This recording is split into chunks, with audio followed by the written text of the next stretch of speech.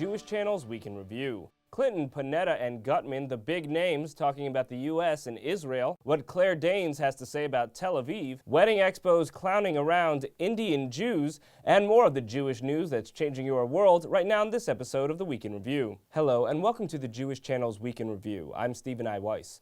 It's been a busy week for Israeli and American officials arguing about everything from anti-Semitism to ultra-Orthodox restrictions in the Jewish state to the peace process. We'll start with the statements that anti-Semitism is being furthered by the Israeli-Palestinian conflict. Those comments were directed to a Jewish audience by the U.S. ambassador to Belgium. That ambassador, Howard Gutman, said that there's a difference between what he called classic bigotry against Jews in Europe and the anti-Semitism we see among Muslims in Europe today. Here's how he described that second phenomenon. It is the area where every new settlement announced in Israel, every rocket shot over a border or suicide bomber on a bus, and every retaliatory military strike exacerbates the problem and provides a setback here in Europe for those fighting hatred and bigotry here in Europe. Adding peace in the Middle East would indeed equate with a huge reduction of this form of labeled anti-Semitism here in Europe. It's important here to note what was not said. A misquote of the ambassador was circulated in large part by the right-wing news outlet Arutz Sheva, which treated a paraphrasing in an Israeli newspaper as a direct quote. Here's what the ambassador did not say, but many thought he did, courtesy of Arutz Sheva. A distinction should be made between traditional anti-Semitism, which should be condemned, and Muslim hatred for Jews, which stems from the ongoing conflict between Israel and the Palestinians. Again, that's what Gutman did not say, but Jewish organizational leaders were seemingly universal in their condemnation of what Gutman did say, and especially anti-Semitism watchdog groups like the Simon Wiesenthal Center and the Anti-Defamation League. Here's the statement from the Wiesenthal Center's Rabbi Marvin Heyer, following Gutman's twisted logic. Christian anti-Semites who insist that their hatred of Jews is based on the fact that the Jewish people failed to acknowledge Jesus as Messiah should also be excused until such time as the underlying reason for that hate, the Jewish people's refusal to accept Jesus as Messiah, is reversed. The White House responded to the controversy with a statement reading in part, "We condemn anti-Semitism in all its forms and that there is never any justification for prejudice against the Jewish people or Israel." The ambassador offered a clarification on his website that seemed to stop short of an apology, stating, "I strongly condemn anti-Semitism in all its forms. I deeply regret if my comments were taken the wrong way." He then invoked his parents' survival of the Holocaust in concluding, "My own personal history and that of my family is testimony to the salience of this issue and my continued commitment to combating anti-Semitism." The two frontrunners in the Republican presidential primary, Mitt Romney and Newt Gingrich, called for Gutman to be fired. Meanwhile, comments from two of the most prominent cabinet members in the administration of President Barack Obama are also making waves this week. The comments from both Defense Secretary Leon Panetta and Secretary of State Hillary Clinton came during a conference in Israel called the Saban Forum. The Defense Secretary, speaking of the Israeli-Palestinian peace process during a Q&A session, said, "The problem right now is we can't get them to the damn table to at least sit down and begin to discuss their differences. You know, we all know what the pieces are here for a potential agreement." He also said that both Israel and Turkey need to do more to mend their relationship, and said the same of Israel's relationships with Egypt and Jordan. The other cabinet-level news had Secretary Clinton echoing the complaints of many Israelis and American Jews and expressing concern over increasing ultra-Orthodox restrictions on women throughout Israel. Because Clinton's remarks at the forum were meant to be off the record, quotes are hard to come by. But the gist of what she said appears to be that she referred to an article in the Washington Post by Ruth Marcus that highlighted a growing sense of inequality for women in Israel owing to ultra-Orthodox strictures, such as gender-segregated buses on some lines and ultra-Orthodox efforts to remove images of women's faces from the public sphere. She reportedly criticized other efforts in Israel that she called anti-democratic, such as the proposed law to limit foreign funding for organizations critical of the Israeli government. Meanwhile, within Israel, policies regarding women continue to be an issue. Haaretz reported this week that nearly 2/3 of religious schools in Israel are gender segregated. That is an increase of more than 3 times the ratio that existed a decade ago, when fewer than 25% of religious schools in Israel were gender segregated. But one group is pushing back against treatment of women in Israel. The left-wing New Israel Fund has launched a campaign to get women outside of Israel to send in pictures of themselves holding printouts declaring, "Women should be seen and heard." The effort in some ways echoes the I Am the 99% Picture project of Occupy Wall Street. The New Israel Fund says it plans to display some of the pictures as posters around Jerusalem, where pictures of women's faces are likely to be vandalized. Of course, Jerusalem is one type of Israeli culture, while Tel Aviv is quite another. As actress Claire Danes and talk show host Conan O'Brien found, Here they are discussing the nightlife in what's often referred to as the gay capital of the Middle East. We have a clip here from Homeland, Okay. and I know some of this was, did you shoot some in Israel? We did, yeah. It was standing in for Iraq in the pilot. That must have been a fascinating It was experience. wonderful. I loved it. And the big reveal, the big surprise is that Tel Aviv is like a party town, kind of the most intense party town I've ever been to. I mean, and I realized because it is very stressful there, you know, it's rather fraught and people are kind of tense and they need to blow off some steam, and they do. That's just something I don't hear that often about no, Israel. It's party true. town. Yeah, the bars are hopping. All right, I'm gonna check it out. And while Tel Aviv is thus a place where you're more likely to see women's faces than Jerusalem, as a gay travel destination, Tel Aviv is often a place to see plenty of shirtless men too. But a different kind of shirtless man is going to be making an appearance this September. The Red Hot Chili Peppers will be performing a concert there. There's been no advance word of where they'll be placing their socks, though. In a great example highlighting the cultural differences between Tel Aviv and Jerusalem, blogger Benji Lovett explained why the rock band is going to perform in one and not the other, saying if the Chili Peppers played the Holy City's Teddy Stadium, we'd have to hear the title track from their classic album performed as Blood Sugar Shas Magic. And who wants that? But if we're going to talk about the ultra-Orthodox lifestyle, we should take a look at the blessed events that make ultra-Orthodox families possible. Rebecca Honig-Friedman reports on a wedding expo like no other. Dressmakers, florists, wig makers, and more at my Big Fat Jewish Wedding Expo, held last week at the Grand Prospect Hall in Brooklyn, New York. Organizer Avi Wardy said the event is the very first of its kind. Obviously, there are wedding expos that take place all over America, but nothing that has specific vendors for Jewish clientele. Like any wedding expo aimed at the general population, my Big Fat Jewish Wedding Expo included hair and makeup artists, florists, photographers, and jewelers whose crafts are not specific to Jewish brides and grooms. But unlike those other expos, this one also featured a chuppah, the canopy under which a Jewish wedding takes place, kosher confections, wedding bands specializing in Jewish music, modest attire fit for an Orthodox bridal party, and two different purveyors of shaitels, as the wigs worn by Orthodox women to cover their hair are known.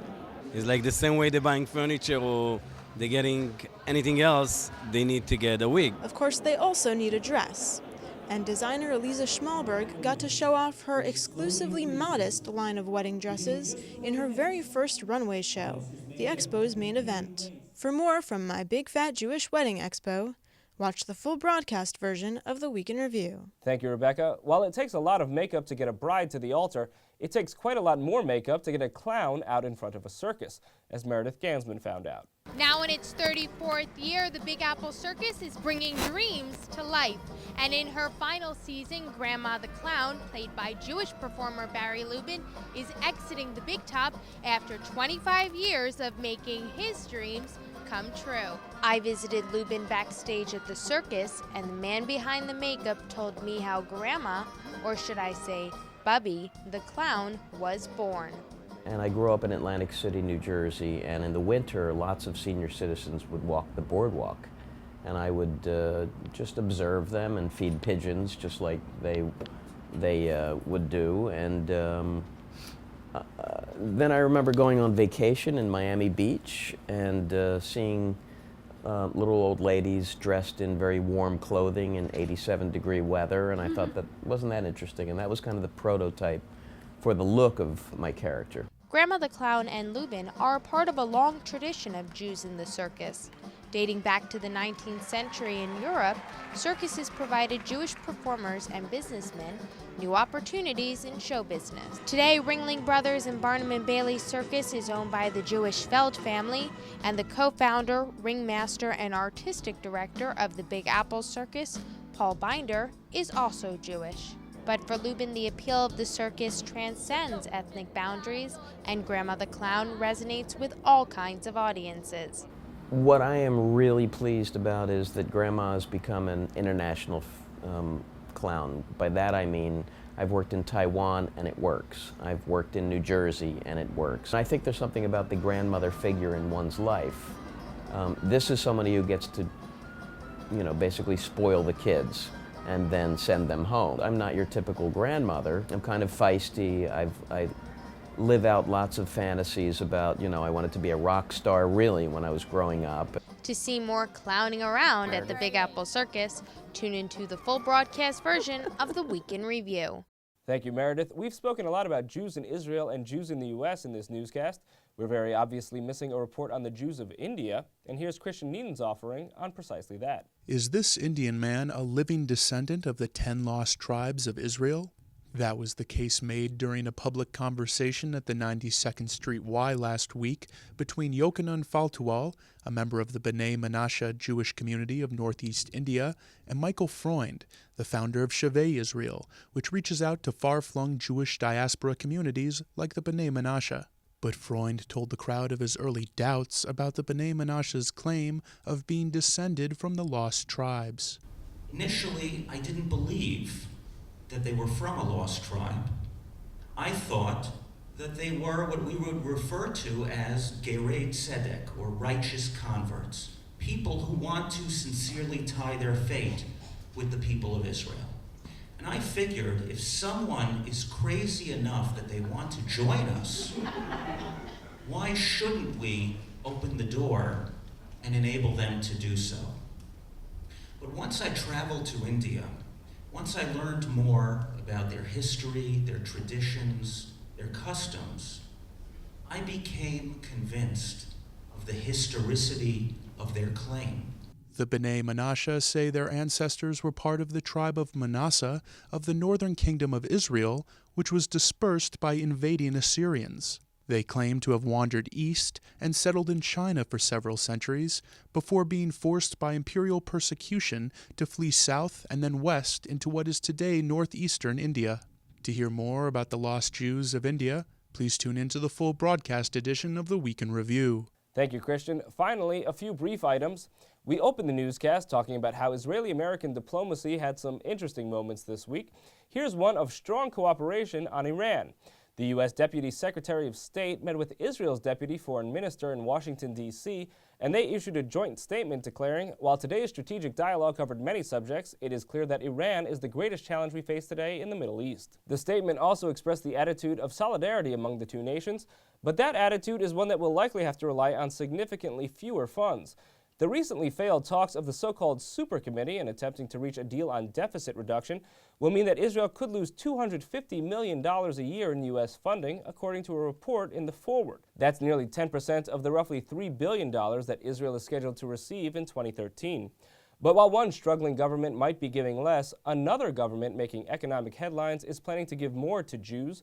Germany is going to be providing a monthly pension to anyone who spent at least 12 months in a ghetto in hiding or under a false identity, in an expansion of efforts to provide compensation to those who suffered as a result of the Holocaust. This is estimated to provide an additional $650 million in payments to approximately 8,000 individuals. And where we've been reporting in recent weeks of policy moves Netanyahu has been making that could be looking toward his re-election campaign, he's now announced an American-style move to prepare for re-election efforts. Netanyahu has moved the Likud Party primaries up to January of 2012, which will give nominees at least a full year to campaign if elections are scheduled as predicted for 2013. And lastly, an update on our recent report about a controversial Israeli ad campaign that sought to get Israeli expatriates to move back to Israel by suggesting they'd lose their identity in America. The story raised quite a lot of anger in the Jewish world, and our report ultimately led the Netanyahu government to announce the cancellation of the campaign and the deletion of the videos associated with it from the internet. TJC's report led to stories in leading national publications, the New York Times, the Washington Post, CNN, Politico, The Atlantic, and many others. Anger over the campaign generated responses from the Jewish Federations of North America, which called the ads outrageous and insulting. TJC News is committed to continuing to bring you the most important Jewish news in the world's first ever Jewish news broadcast, and we're glad that our reporting continues to prove very relevant to leading Jewish figures and leading news publications around the country and globe. That's all for this week. From all of us here at The Jewish Channel, be well. The Jewish Channel is available on cable. Time Warner Cable Channel 528, IO Optimum Channel 291, RCN Channel 268, Bright House Channel 330, Verizon Fios Channel 900, Cox Channel 1, Frontier Communications, and now on Comcast Cable in the on-demand menu under Premium Channels. For more information, visit tjctv.com.